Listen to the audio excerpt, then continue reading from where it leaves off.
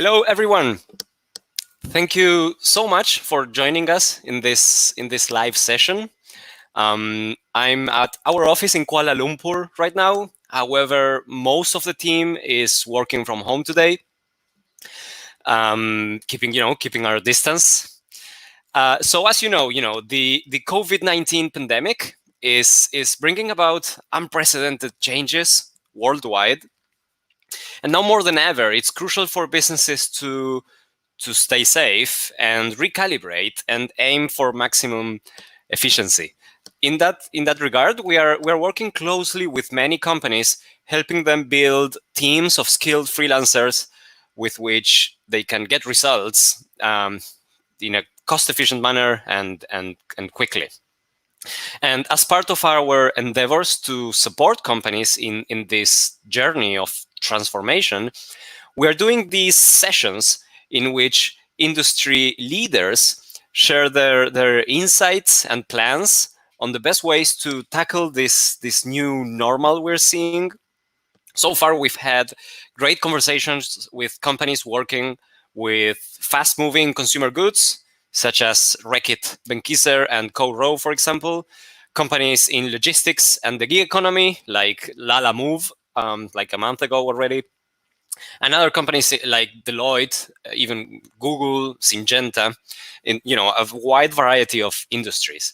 And today we are diving into a completely different industry, oil and gas. So that should be interesting. So today our guest is Shahril Mokhtar. He's the head of completion for PETRONAS. So let me add him to the broadcast.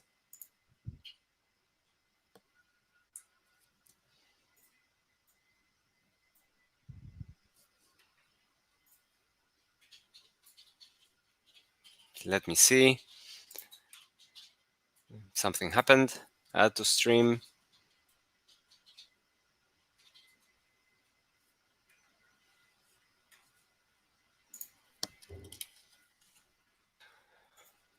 Okay, technical issue. We just tested this 1 minute ago, and now I can't seem to. Can't seem to be added. All right, I'm sorry about this. We tested it a few days ago. Tested it again 5 minutes ago. It was all working properly, and now it's not.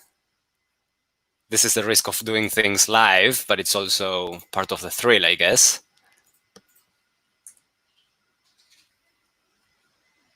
All right, so he's leaving and rejoining. I'm guessing some trouble with his internet connection.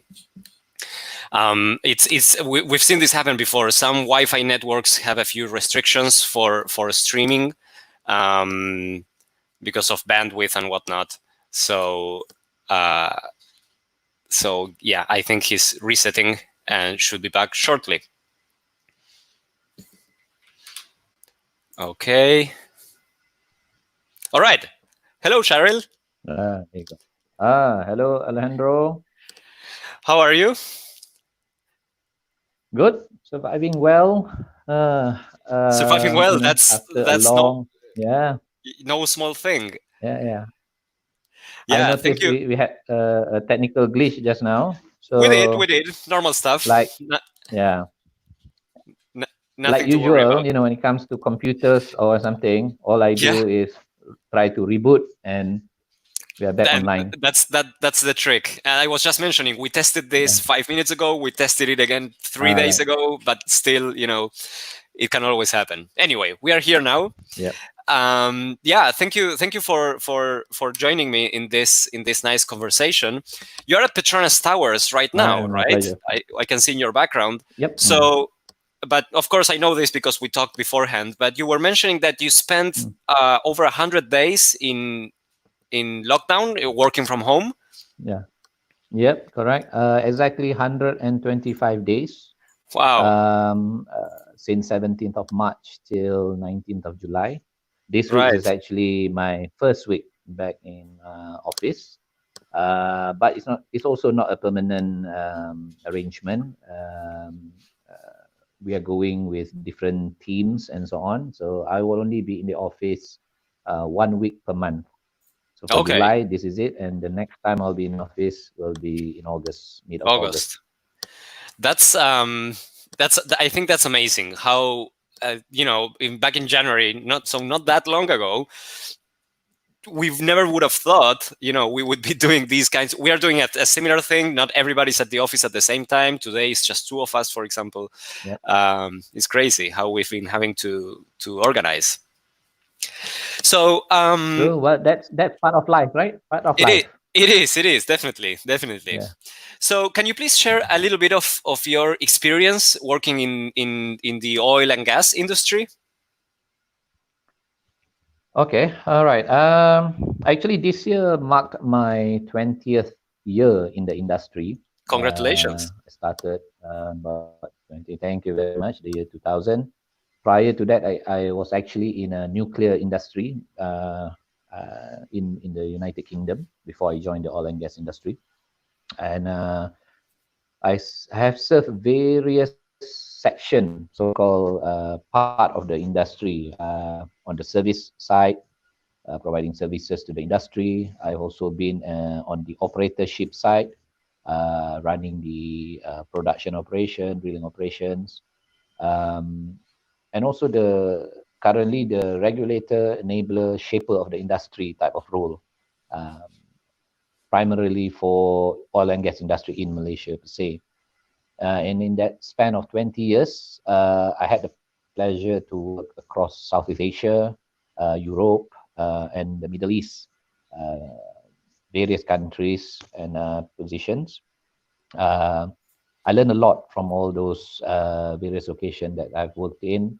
Not only the work processes, the ethics, and so on, but also culturally.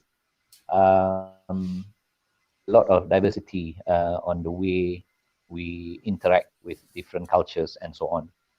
So yeah, in summary, I've seen quite a few different scenarios in the industries. I would say. I can only imagine. I mean, 20 years, right at the turn of the century, of the turn of the millennium, and Yeah, in many different countries and regions. So that must have been the richest of experiences, right? With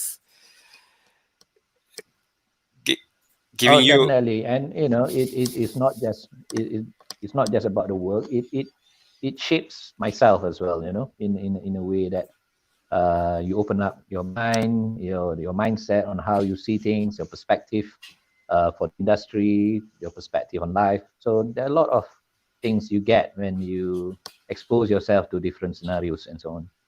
definitely. All right. So this definitely confirms that having you over is a great opportunity to discuss your views, on the industry and how it's shaping up, because Yep. well, you have all of this experience, and now you're undergoing this alongside the rest of the world, this very special moment with the pandemic and whatnot, and having to work from home. Yep. You mentioned it yourself, spending over 120 days working from home, now Yeah. back to the office, but just 1 week per month, just a portion of the team.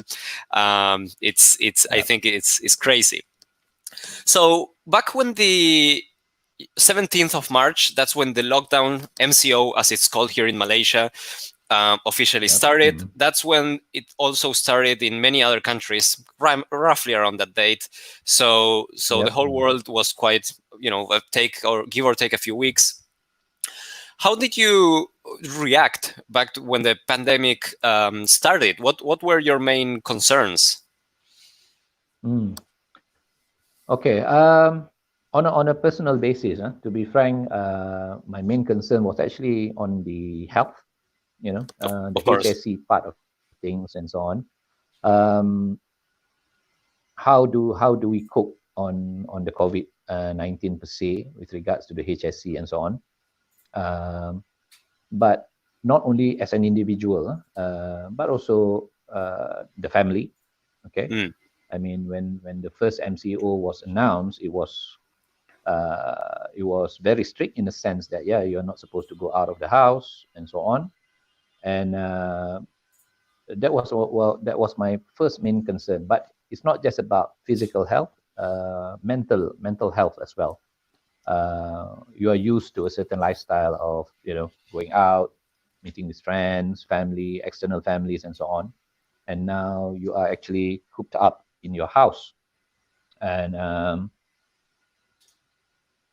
not just for adults, the children as well, which they face. They might not know how to express their frustration and so on, being locked up and so on. So to be frank, yeah, personally, that was my main concern. Makes sense. Uh, Okay. how do we? Yeah. So, but how do we cope with it? I mean, I have a, I would say, a unique way. Initially, we just let everyone be themselves. Children tends to break down. We let it be. Let it out of their system, and it worked. And after that, we also had to look into on how we continue our physical regime, exercises, and so on. So that is on the personal basis. But of course, there's also the industry side. To be frank, the industry side as well, primary concern was health. How do Hmm. we keep our workforce, especially the frontliners, the ones that actually still need to continue with their work and so on, either offshore or in the plant and so on. As you know, Malaysia, the oil and gas industry was one of the industry that was allowed, so-called allowed, to continue work, but Correct. with a stricter SOPs and so on. So yes, I mean the primary concern for the industry was also health. How do we keep all the workforce safe from COVID? Then only secondly is the how do we sustain the operations and so on. As you know, oil and gas industry is serving the energy side of the globally. So we Right. have to think of ways throughout the whole industry, in the industry chain, on how do we adapt to this new working arrangement, and at the same time still maintain the level of activities that we have planned. Of course, then the third, I would say the third challenge came in through the declining oil price. Uh, but I must say, in for us in the industry, when it comes to declining oil price, this is not the first time. We have seen many cycles. I personally have seen 3 cycles of oil price decline throughout the 20 years. Right. And somehow the oil and gas industry, we are a bunch of people who are built with resilient. Somehow we will come out from this stronger. Yes, the pandemic is the additional challenge that we face, but we always take the analogy of um, it's just a change of way to work, Right. and as soon as we adapt to it, it's just a matter of pushing through it and so on. All right. Yeah. Yeah. Yeah. Definitely. Definitely. Mhm. That makes sense. Um, so I think what you're mentioning. I think is as said, makes a lot of sense.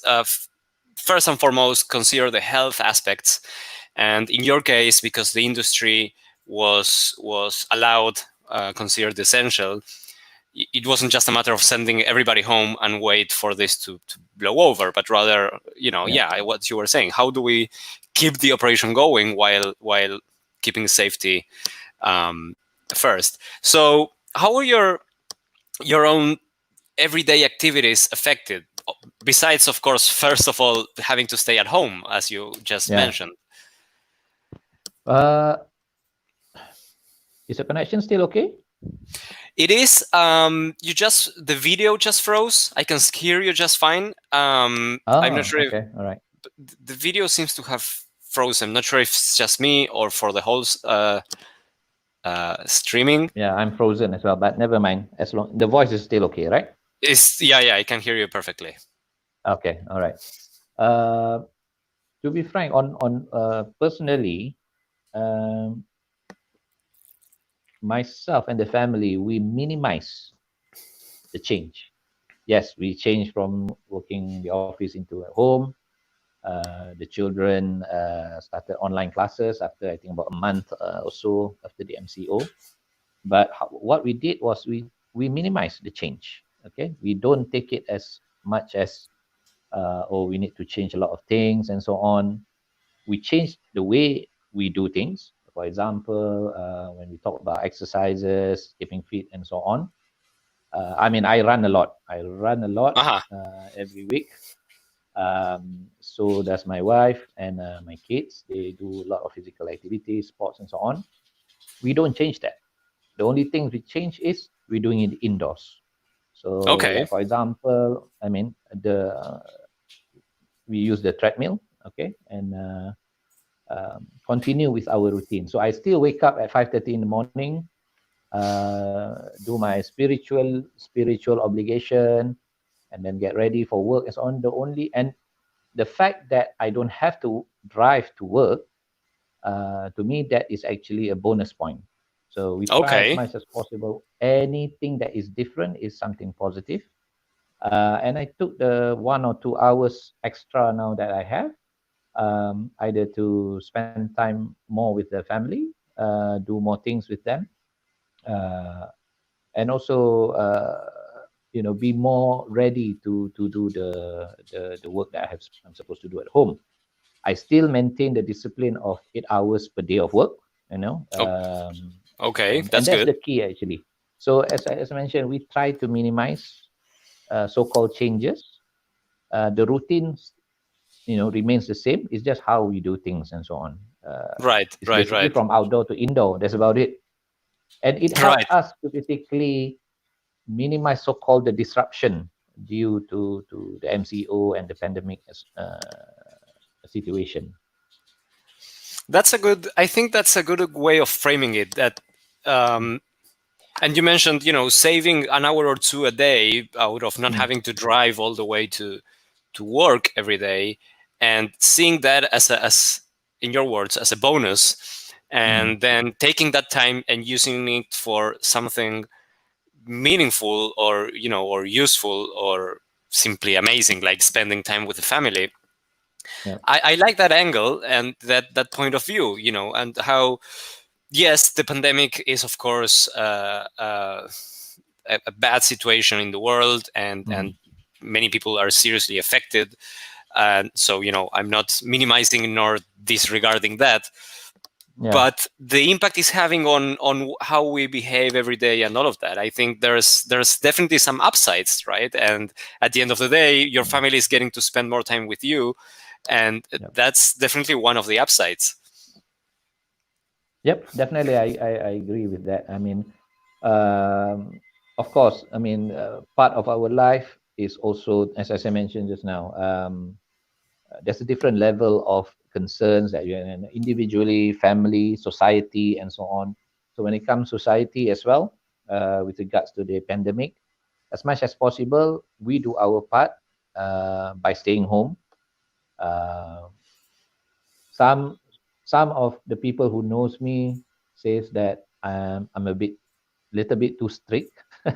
But yes, we were actually very strict. No, for myself and the family, I was the only one who goes out once a week for to getting our groceries and so on. Groceries, right? But the kids and my spouse, my wife, when it was fully an MCO, none of them went out. We were a bit strict on Right. that. And the way we Okay. see it, that is one of the ways that we are helping the whole society on curbing the COVID-19 and so on. Definitely. Uh, Definitely. I mean, Uh, I myself also encourage, as much as possible to help out all. There's a lot of online initiatives to help the frontliners and so on. So we do help the society as well through donations, and whatever is help that is required by the society. that's great. I think that's great. Mm. Great. Yeah. And now that you mentioned it, and the the everyday activities, not leaving the home at all, and all of that, how did that affect your everyday activities, for work? Were you, for example, Mm. were you used to doing video calls for meetings, for Right. example? Yeah. Definitely not. Nothing beats face-to-face meetings and discussions and so on. Right. But of course, I mean, we relied a lot on the IT structure, the whole industry, saw a big jump on so-called IT advancement with regards to Mm. virtual meetings, discussions, and so on. So we really embrace the change in conducting virtual meetings, discussions, and so on. Okay. One thing we realize is that um, it can actually be as efficient as face-to-face meetings and so on, um, as long as we follow a certain ethics rules during the discussions and so on. And Mm. I must you know give a big focus recognition to the global IT industry for stepping up in ensuring that the infrastructure globally, the internet and everything uh, works quite, I must say, very efficient to Yeah, support yeah, other yeah. industries, not just oil and gas, other industries to continue with their work and so on. I think it's not the IT industry. It's not really the frontliner, people would say, but it helped a It lot is essential. in this pandemic. It is Yeah, essential, and definitely. and and to be frank, this is where we really see how the IT industry step up in Yeah, facing this pandemic. Yeah, yeah. that's for sure. That's for sure. Let me ask you something. So you mentioned that you've come to realize that online meetings can be have have the capability of be just as efficient as face to face, Yep. as long as some rules are followed. Mm. Can you share a few of those tips on Okay. of how to conduct Right. a really good online Well, meeting? first of all, some of the rules that we practice during a face-to-face need to be maintained. For example, be punctual, Okay, makes sense. during the online meetings. Uh, There's no must excuse. have, No yeah, traffic there's no jam. excuse. No Yeah, yeah, right parking lot. yeah. Yeah. True. So the those rules still apply. You need to have an agenda, a clear objective of the meetings. You need to have a closeout and so on. You need to have minutes of meetings. So those tips, as similar to the face-to-face, maintains. But some other additional rules or tips that we practice is that we need to make sure that our surrounding where we have our virtual meetings are free from distraction. Okay, this Okay, that's a good includes, one. you really need to have that. You cannot have people walking behind you, walking in front of you. So it is very essential. Secondly is having the mute function. Okay, only unmute when you are, when you're speaking. Right, But most importantly, engaging in the discussion as focused as you are during a face-to-face meetings and so on. So those are some of the tips that you usually employ. And once in a while, I know people are not used to video conferencing too much. It also takes up a lot of bandwidth. So sometimes it's not just about people being shy. Not everyone has high-speed internet at home. right, So not every time we do video. Most of the times audio conferences and so on. But once in a while, we make a point to show ourselves online. right. To have that more engaging experience in the virtual discussions and so on. I think you're mentioning something that's quite interesting because um, is I agree. Not everybody has the bandwidth or the will to be showing their face all the time in Mm. these meetings. But the previous point you mentioned about making sure you are focused on the meeting and engaging is crucial. It's so easy to multitask and have the meeting going while at the same time writing an email or something else. But it can Yep. be really harmful, right? For a fruitful encounter, basically. Uh-huh. I like Oh, this concept of having a set of rules for this yeah. to make sure In it's fact, part of the meeting SOPs, or tips, I would say, uh, for longer meetings, for example, meeting that goes beyond an hour, we have scheduled breaks.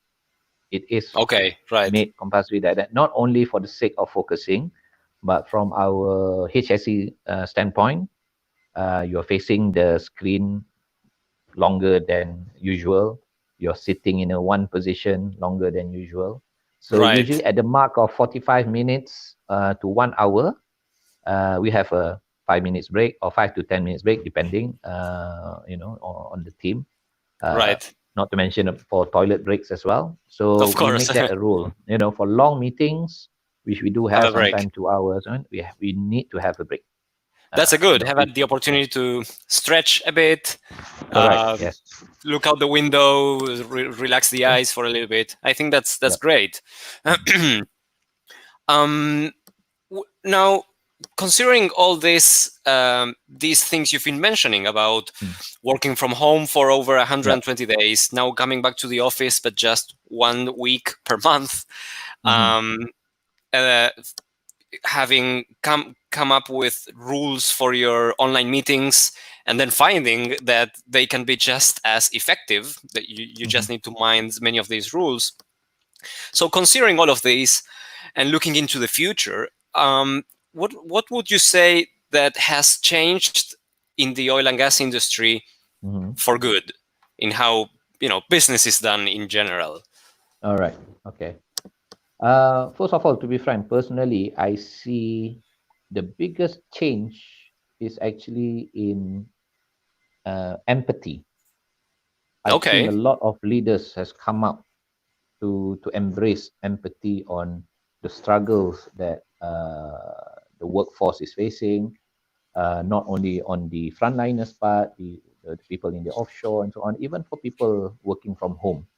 Across the industry, oil and gas industry, I see a lot of leaders have shown more empathy towards the struggles or challenges that the workforce is facing, regardless, as I said, either in the operation side or even at home.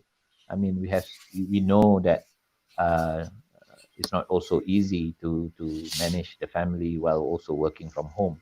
So that actually definitely. on the being human side of things, a big change, and I do feel that it is something that is sustainable among the leaders in the industry and so on.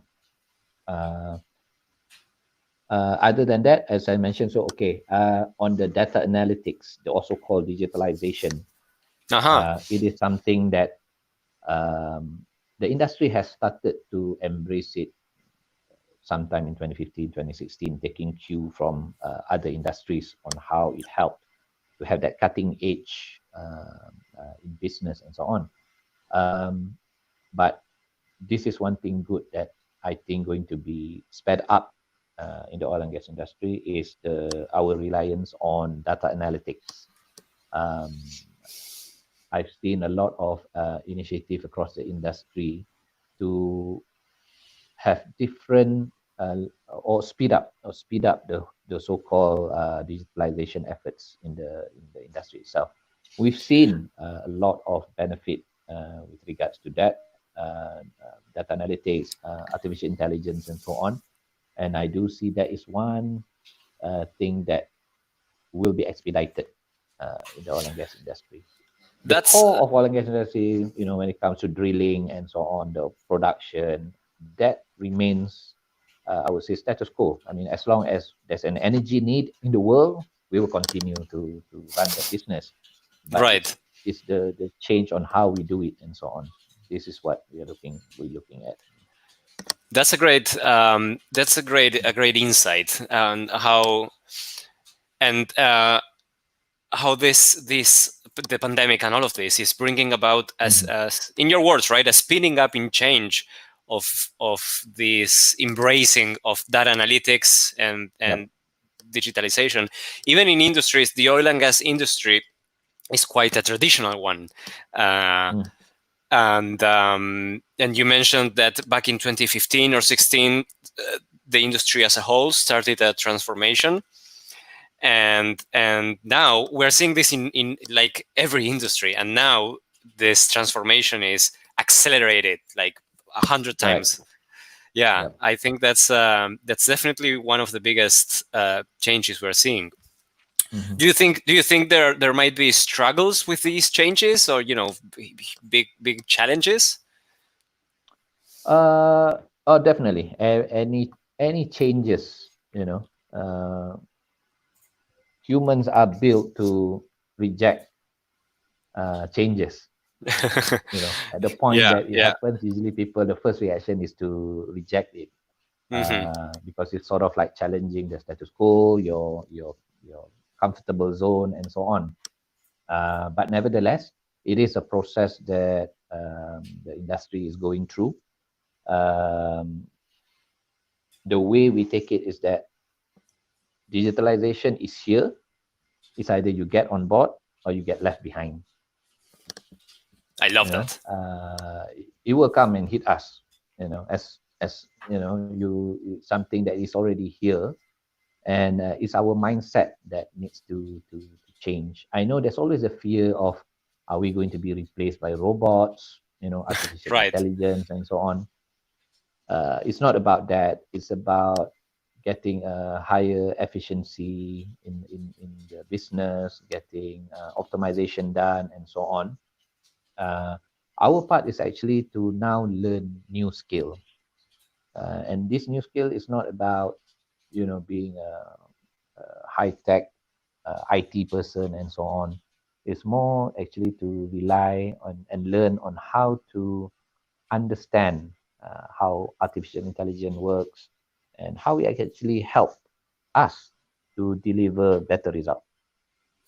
You know. That's an excellent view, and I completely agree. This digital transformation does not need Mm. we need to learn to be programmers, software Yes. engineers. Yeah. That's not the thing. I mean, if you want to do it, that's great, but it does Yeah. means to learn how to rely on these technologies, right? Correct. Because Yeah. they can be so, and you mentioned efficiency, which is where the biggest opportunity lies. I think now we are seeing Hmm. that, maybe we, just as a quick example, maybe we don't need to all have the whole team traveling once a year to some location. Maybe we can do that virtually, and that saves a ton of time away from Hmm. family and all of that, a ton of money, and then we can use that time and that money to do something else. Correct. And just as an example, and that can be done if we trust learned how to properly leverage the power of these technologies. Yep. That's Spot on. yeah, yeah. And I liked your how you wrapped it up in terms of digital transformation is here. Get on board Hmm. or get left behind. It's not a matter Yep. of Hmm. you won't be able to stop. It's a force of nature, right? It can be Correct. stopped. Yeah. So either ride it or or there's consequences, Yes. business wise True. at least. Yeah, definitely. Great, good stuff. I was about to ask if you had any sort of advice for other business leaders. I Hmm. think you just gave an excellent one about getting on board on digital transformation. But Yeah. any other final thought or advice from your experience you'd like to share with other business leaders? Uh, okay. I mean, yeah, the two scope that to me personally can really help us going through this current situation, which this is, to me, it applies to any industry, not just oil and gas, is to look on optimization and efficiency improvement. But I mean, those are so-called buzzwords, with regards to going through the business side of things. But do be reminded that behind a business is actually your workforce. Okay, Hmm. no business can run on its own without people running it behind it, right? So as I mentioned, I've seen across the industry that leaders have stepped up and really being empathy, having the empathy to see how can the workforce continue to serve the company and so on, the industry, so that it can be sustained. So, as I mentioned just now, to me personally, the two scope would be looking into optimization and efficiency improvement, but do not forget behind all those the human capital, the workforce behind it that is going to push through and so on. So yes, business leaders, and so on, continue to see how to optimize and be more efficient in running the business and so on. Um, and I do believe with that you can actually push through this current pandemic and so on. I mean, human, we are resilient. We are built such that uh, you anything can come, but you will push it through. You just need to tap on the right attitude, the right resources to get past any challenges that comes our way and so on. Right? Love it, love it. That's great piece of advice and a deep thought. Thank you for sharing. I Sure, think no that's problem. yeah, and it's great for everybody watching for that to take away. The opportunities lying with automation, with optimization, relying on technology, but Yep, always keeping in mind that there's always, as you mentioned, the human capital, the people behind all of this, yep, and that can never be neglected, right? yep. Mm, Excellent, excellent. Yeah, definitely. yeah. Love the concept. Love it. So, Yeah. Shahril, this has been a great conversation. Thank you, thank you. Even though we had a few technical issues, I think, Yeah, yeah. yeah. Well, that's that's always a risk with this. But yeah, yeah. It was very great. It was very interesting, insightful, and it's great having the opportunity to tap into your mind a bit, having, as we said at the beginning, 20 years of experience working with Mm, the oil and gas industry across Europe, Africa, Middle East, Southeast Asia. I think that's quite a rich experience, and it's amazing that you joined me in this conversation for sharing. So thank you very sure, much. Alejandro. You're welcome. It was my pleasure, and yeah, I hope it was a fruitful session.